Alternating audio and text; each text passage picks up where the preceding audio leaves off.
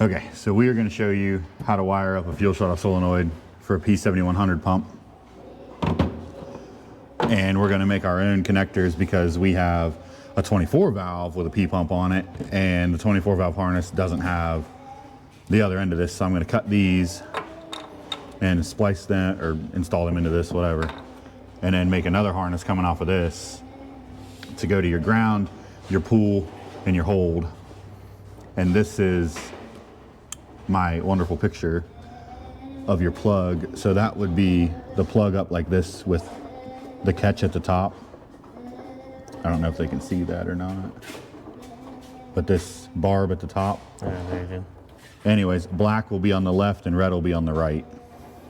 So I'm going to cut those, use this kit I've got to build these.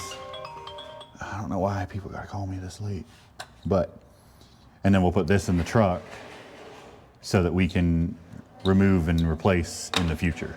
So I'm going to cut these and I'm going to leave them long enough that if we want to use that again, we have enough. These dollar store dikes are very good. Yeah.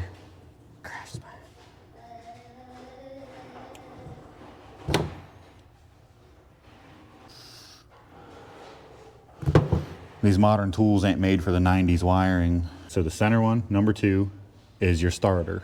All right. So we're just gonna plug this in to obviously test it and show you guys. Go ahead and crank it. See the solenoid's up. Now shut the key off, and it shut it off.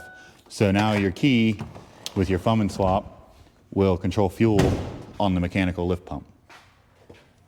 That's cool.